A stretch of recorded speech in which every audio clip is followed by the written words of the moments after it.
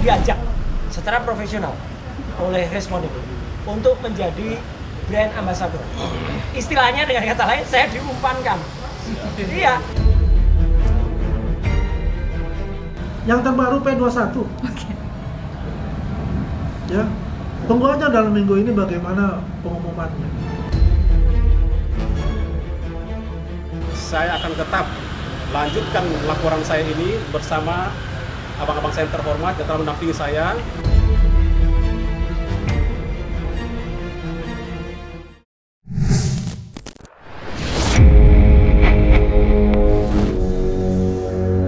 Perseteruan panas antara mantan Presiden Joko Widodo dengan Roy Suryo belakangan ini tidak hanya makin memans, tetapi juga meluas, menyeret banyak pihak ikut terlibat konflik yang makin sengit. Dan kali ini nama Irwan menjadi salah satu orang yang ikut terseret ke dalam pusaran kasus. Usai kemarin diperiksa di Polda Metro Jaya setelah melaporkan Rismon Sianipar atas dugaan penipuan dan penggelapan terkait buku yang ditulisnya Gibran Endgame, Wapres tak lulus SMA.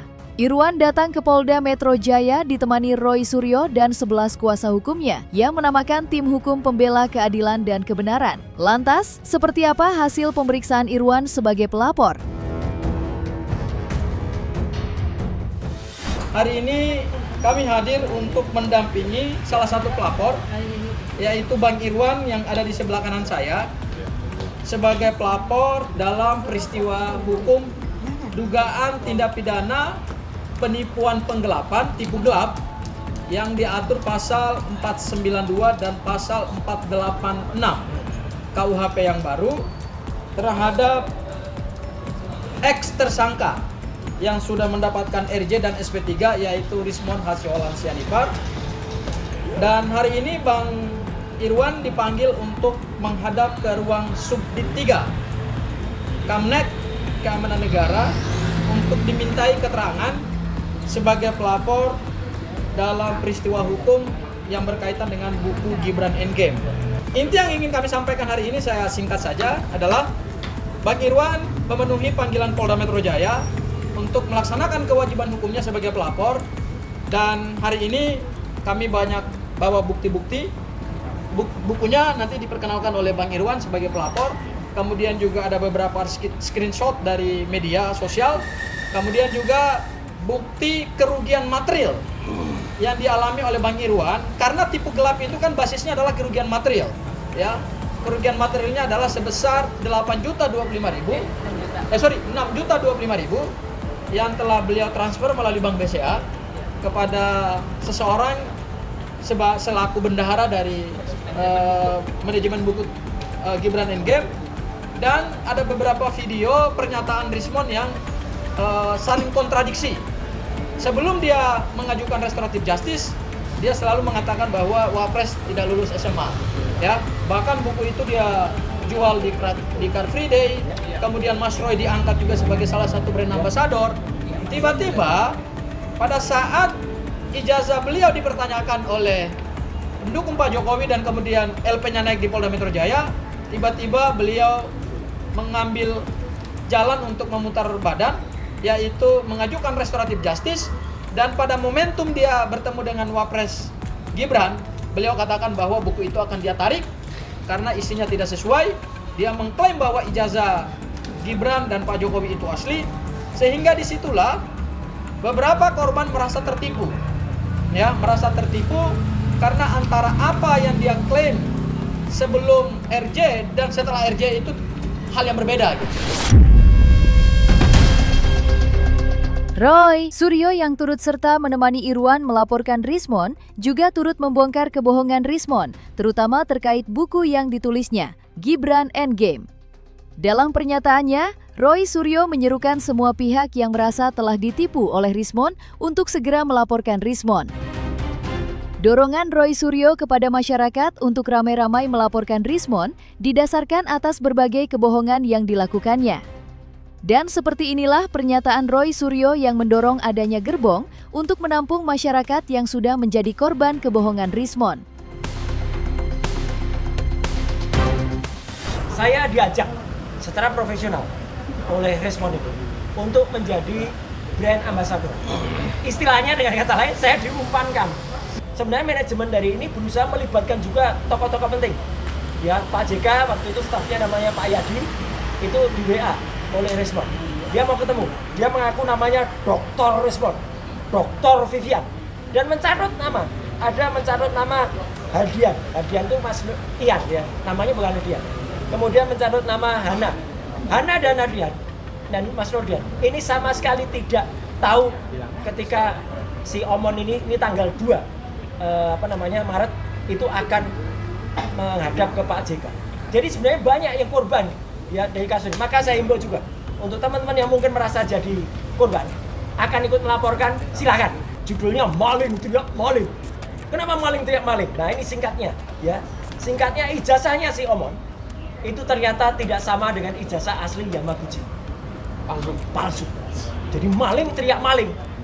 Respon maling teriak maling ijazahnya Jokowi. Nah itu artinya ya. Jadi sama-sama maling. Lihat ini perbandingannya. Bahkan nama profesor yang menjadi presiden dari University of Yamaguchi pun salah dituliskan. Jadi rektornya dituliskan salah. Padahal rektor itu sudah pensiun. Jadi kan konyol banget apa yang dilakukan Respon. Dia pernah bilang penelitian saya itu ijazahnya karena patennya ditolak. Emailnya juga ditolak. Email yang menunjukkan kalau di sana tidak ada yang namanya nama Respon Hasiolansia. Nah, Jadi kita harus membedakan kasus kasus ijazah asli Pak Jokowi dituduh palsu itu dengan kasus Rismond. Kita tidak mencampuri itu jelas berbeda. Ya, apa yang dilakukan misalnya Rismond yang bertanggung jawab untuk itu dengan mereka, tidak ada hubungan dengan Pak Jokowi gitu. Ya, itu adalah konsekuensi yang harus diterima oleh saudara Rismond. Saya tidak mencampuri hal itu, ya karena Bang Rismond juga dia mempunyai lawyernya kan bisa tahu. Disinilah ada dugaan tindak pidana penipuan melalui rangkaian kata-kata bohong, kemudian rangkaian tipu muslihat yang dilakukan oleh seorang Rismond dalam menjual buku Gibran Endgame sehingga para konsumen itu tertarik untuk membeli. Dan pada saat Bang Irwan membuka LP di Polda Metro Jaya pada tahap klarifikasi itu, memang unsur pasal penggelapan dan penipuan itu sesuatu yang terang. Sehingga nanti tugasnya kami selaku tim kuasa hukum dari Bang Irwan membantu untuk membuktikan unsur-unsur delik yang ada dalam pasal 492 dan 486 KUHP yang baru. Di sisi lain, kabar Polda Metro Jaya akan segera mengumumkan hasil berkas perkara Roy Suryo dan Dr. Tifa yang sudah dinyatakan lengkap atau P21 mulai berembus kencang.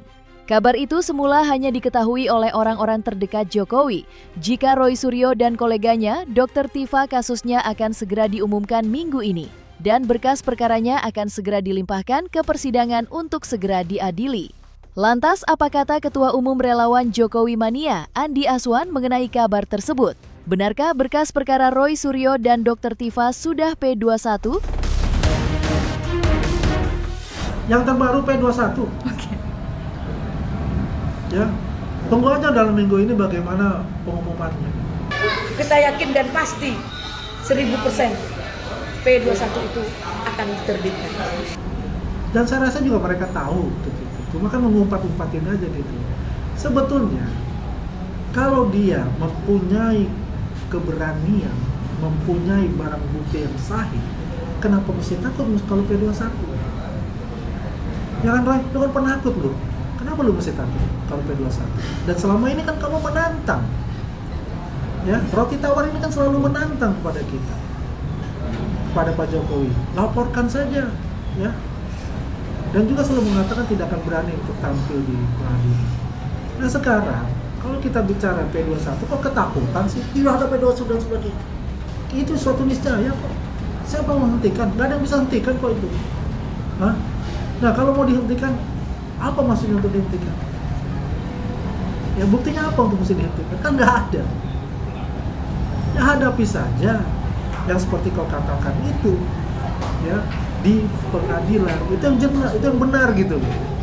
Yang akan menentukan P21 atau tidak P21 itu adalah jaksa peneliti atau yang nantinya menjadi jaksa penuntut umum. Jadi kita tidak boleh berspekulasi. Nah, spekulasi-spekulasi seperti ini kan sudah sering kita dengar. Ya, bahkan pada saat pengiriman berkas pertama kali seingat saya tanggal 13 Januari kemudian dikembalikan itu sekitar tanggal 26 ya, Januari 2026 juga. Itu pada saat itu para relawan Pak Jokowi mengatakan wah ini berkas perkara akan segera P21 gitu. Itu saya kira adalah spekulasi-spekulasi yang pada akhirnya membingungkan publik dan tidak mendidik publik gitu. Jadi saya mengajak kita untuk tidak boleh memberikan satu statement di luar yang menjadi kewenangan kita. Nah inilah seorang, mohon maaf ya, ini kebodohan ya, ingin menggiring publik masalah P21 itu tidak ada intervensi, itu antara dua institusi, kejaksaan dan penyidik dari Polda Metro Jaya. Nggak mungkin diumumkan ke dirimu, kamu tunggu aja nanti mungkin ada surat panggilan untuk BAP mengenai P21, setelah P21 itu diumumkan secara resmi. Kan begitu ya, bukan katakan dong itu urusan kejaksaan akan mengumumkan, bukan kejaksaan yang mengumumkan. Yang mengumumkan itu nanti Polda Metro Jaya, tersangka pun dia mengumumkan sama Polda Metro Jaya gitu. Jadi hasil penelitian dari P19 itu yang kemarin dikembalikan dan dilengkapi ya oleh mereka, maksudnya dari Polda Metro Jaya, pertanyaan-pertanyaan yang harus dilengkapi. Nah ternyata ini sudah komplit gitu loh, ya pasti turun P21. Ini kan selalu mengatakan 14 hari dan sebagainya, itu omong kosong aja saya bilang. Ya, karena di undang-undang KUHP yang lama, ini kan dipakai KUHP yang lama, kan tidak ditahan. Kalau ditahan artinya 3 kali 20 hari, 60 hari. Nah itu ada masa limitnya. Ya kalau nggak ditahan, ya tetap aja tuh jalan berproses gitu loh. Jangan takut. Kalau ada P21, hadapi itu dong. Berarti kan kamu sudah mempersiapkan semua barang bukti untuk dipertandingkan lah istilahnya quote-unquote nanti di pengadilan.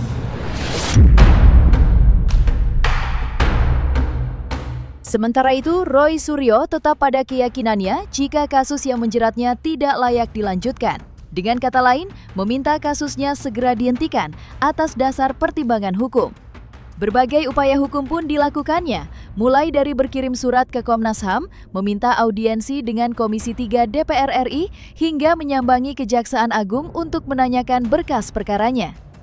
Lantas, apa tanggapan Humas Polda Metro Jaya dan tim hukum Jokowi terkait desakan Roy Suryo yang meminta kasusnya dihentikan? Ya tujuannya mereka ya ingin mengundang tokoh-tokoh baik elit politik, tokoh-tokoh bangsa masuk ke dalam barisan mereka. Dan saya rasa pada awalnya mereka ingin bahwasanya oposisi ya quote unquote itu ya mendukung mereka. Ternyata kan enggak gitu loh. Oposisi nggak ada partai politik mendukung dia, enggak. Kalau partai politik mendukung dia pasti dia akan diterima di DPR. Nah, ini kan dari proses hukum mau ditarik ke politik oleh mereka. Berarti mereka ini tidak yakin akan dirinya, bahwasanya yang mereka tuduhkan kepada Pak Jokowi itu mereka tidak mempunyai yang namanya bukti yang akan dibawa ke pengadilan itu. Itu sebetulnya. Ya. Jadi kalau kita lihat apa yang dilakukan mereka itu ya konyol aja menurut saya. Jadi penghentian ini bukan karena kami meminta melalui jalur SP3, tidak, tetapi betul-betul adalah murni pertimbangan hukum, ya. Nah, kami tidak pernah memohonkan SP3 melalui jalur restoratif justice, tidak. Tetapi yang kami ingin endorse adalah kenapa berkas perkara mantan Presiden Joko Widodo, ya, itu buktinya sudah ratusan bukti, ya, sudah puluhan ahli diperiksa, ratusan saksi diperiksa. Kemudian kok nggak selesai-selesai gitu loh. Ini sinyalmen bahwa bukti-bukti yang ada di Polda Metro Jaya itu sangat tidak confirm, sangat tidak kuat, sangat lemah, dan penetapan tersangka ini kami lihat bahwa memang sejak dari awal sudah terlalu dipaksakan gitu ya. Penetapan tersangka yang kami sebut ini penetapan yang sangat-sangat prematur.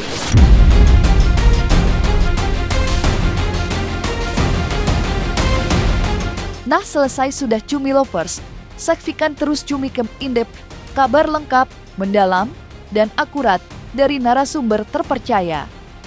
Dan jangan lupa untuk like, subscribe dan juga share channel YouTube Cumi Cumi.